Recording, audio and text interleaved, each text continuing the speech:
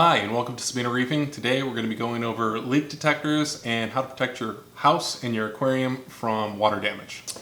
So I think every aquarist, when they put an aquarium in their house, or let's be honest, our spouse's house, and the first thing we say is, we're not going to spill any water, don't worry about it. And I'm sure my wife could tell you, I've spilt my fair share of water in this house, and the last house, and the office, and our apartment. Leaks and spills happen. I would think I was going to get better with this as I've aged in the hobby, and doesn't seem to be the case. They do get bigger because the aquarium gets bigger. So I think a leak detector is a necessary piece of equipment when you have 300 gallons of water in your living room that could cause some serious damage to your house. So what am I concerned about leaking on this aquarium?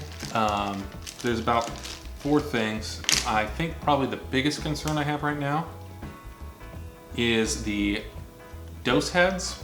I don't know, I'll zoom in on this. They have a nice taper right here on the dose heads, but it doesn't have like a barb or a flange. This is supposed to come over and compress it into here to hold it nice and tight. And I would say it does a mediocre job at holding the lines. Kind of funny design mess up on Neptune's part, in my opinion. It would have been a lot better if they put a barb on there, or any other fitting you could have gone to Home Depot and just modeled after. But the way this tapers out, whenever there's any tension left or right, it can actually walk itself out, and I've actually had the hose fall off multiple times. It's actually kind of hard to get it on there.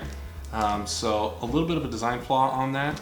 The other 2 things that concern me is this hose. I'm obviously doing water changes, so I have a lot of wear. They did pre-grease everything, and these look really, really nice. So I'm not too worried about the hose wearing out, but obviously I have a brand new pump head here to replace it, so I'm a little worried about it. The other one that's pretty big and could cause a big flood in my house, but is probably a low likelihood, is the bulkheads. I have 6 Schedule 80 bulkheads in this aquarium. I've had no leaks. Don't foresee any reason that they would leak, but there would be a lot of water. That would be definitely one of the larger things to fail that would cause a big mess. There's quite a few unions in this aquarium. I have had unions leak, and every single time it was operator error, meaning I moved a fitting around or did something and forgot to tighten it completely. Love to say it's more complicated than that, but it's really just being silly. And the last one that could make a really big leak, because especially considering how slow it would be, is the RODI system. I have 4 places it could leak. I have coming into the solenoid valve, I have coming out of the solenoid valve, I have going into the actual mechanical float valve, and I have around the float valve coming out of the aquarium that could all cause leaks. Not super stressed about it, not worried about it. By far I have more protection than on my refrigerator, but still a place that could leak. So I'm going to put the leak detectors in 2 places, considering what I think might leak.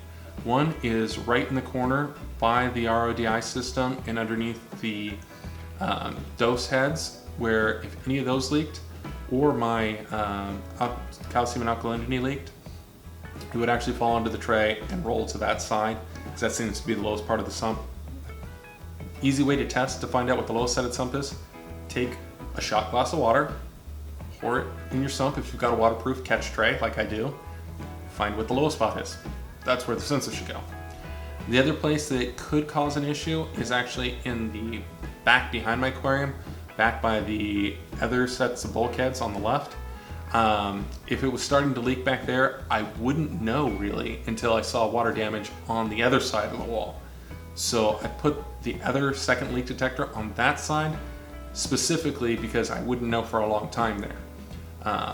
That's the nice thing about these automated ones. It's not the place that you can see that I'm worried about, it's the place you can't see. That's the one that's going to really make a lot of damage, because it's going to go for a while before you notice to fix the leak. So I thought it might be kind of embarrassing to tell a couple stories of leaks that I've had. So start with probably the first one. I was about 18. I just got an 150-gallon aquarium. I was still living at my dad's house and had no idea about plumbing, never put a check valve in. We lost power. It dumped about 6 inches of water from the top of the aquarium down. So that's about 10 square feet and a half. So that's about, 40 gallons of water on the floor. So check valves, flooding the sump can be a serious problem. That was the first spill I've had. And then, so we'll do one at each place I've lived. And then our apartment, when me and my wife were first moving in together, had a 20-gallon aquarium, smaller space. And I was getting back into the hobby. And let's just say that sometimes picking a bucket up and dumping it in the aquarium, my aim wasn't perfect. So I know at least a couple times I spilled probably a cup or two there. Didn't destroy the table, didn't destroy the carpet. We still got our deposit back on the apartment, even though we weren't supposed to have aquariums. So definitely be really careful with it if you're in a rental house or an apartment. Most of them have you sign something in the contract saying you're not going to have an aquarium, or at the very least they limit how many gallons it can be. So that was the apartment. And then me and my wife, we were going to be moving into a house. So I built a 150-gallon aquarium. It was actually my old 150-gallon aquarium that I had in storage. And so I rebuilt the stand, welded an aluminum frame, stained the wood. I used red oak and a dark mahogany stain, put the whole thing together, and my wife didn't like the color. So it lives at work now, and everybody saw me building it and everybody loves it. So it's now my work aquarium. It's in the lobby. That one, when I first put that one together, I literally got water in it and left for my honeymoon. And when I was on my honeymoon, the filter sock, which was just a bag that went around the drain, apparently filled up, and the way it was sitting, it let water dump out of the sump from the sock onto the ground.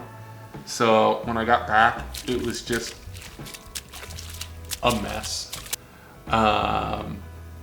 So yeah, that was a pretty big one, and it was in the office, so that didn't make me too popular.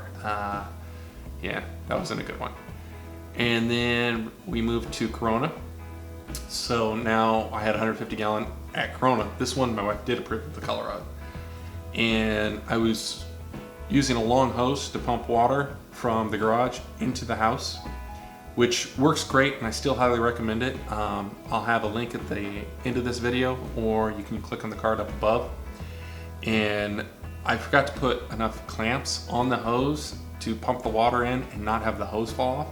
So with a pump in the garage, pumping water into the living room, the hose fell off and just pumped water into the living room. Not real good. Yeah, that one made a mess. Don't do that. Didn't work out well for me. And then finally moving back here, you'd think I would learn my lesson, but I had the exact same thing happen. Oh, you can see my tank changing colors. So the hose, the clamp fell off and pumped water onto the floor. But this time my wife was in the room and got to see me do it. So that didn't work out too well for me.